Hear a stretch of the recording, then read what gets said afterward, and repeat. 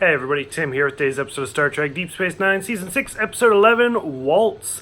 So this was an okay episode. It was really kind of interesting. We see Sisko on board a ship that's going to it's escorting basically Dukat to court for his trial for his war crimes. So the last time we saw Dukat, it was right after Ziel had been killed, and he was basically losing his mind. Like, he took it really, really hard. And so at first, when we see him, it appears that he's gotten better. He's at least come to terms with it. He's been seeing a therapist, stuff like that.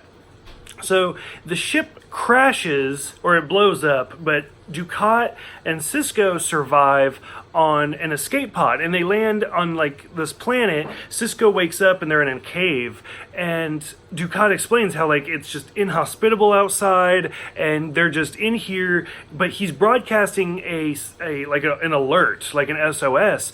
And Sisko asks, are you doing this for the Dominion, or are you doing this for Starfleet? Who's going to save us?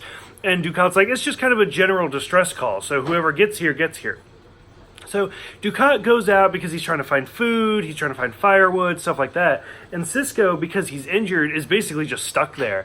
So he looks at the beacon, and it turns out that it's not even on. It's just completely worthless. So he tries to fix it every time Dukat leaves.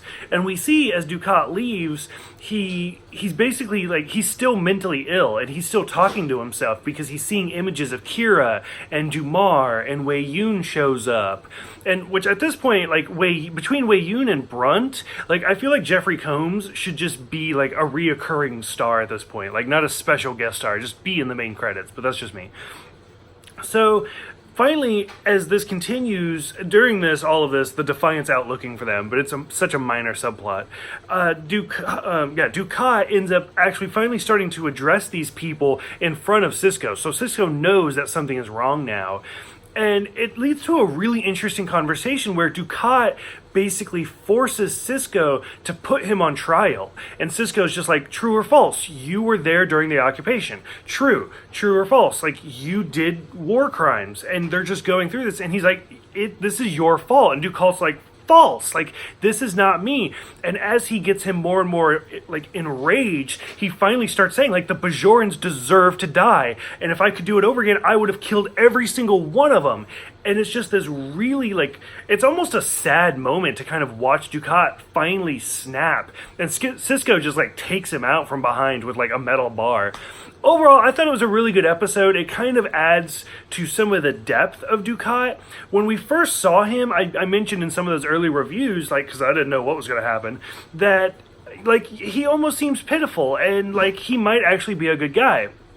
And then as things change, you guys are no, just wait. And then as we got further in, you slowly start to see him get more and more evil. And then finally we get to this one, and you just see that he is the epitome of the worst type of person out there. He is actual evil. And that's what Sisko's talking about, and when he says that.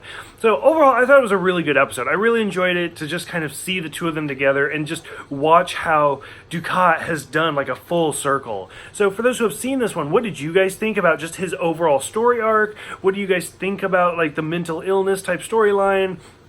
And just what do you guys think about this episode overall? Go ahead, let me know in the comments below. Thank you guys for everything, and I will see you guys next time for Who Mourns for Morn.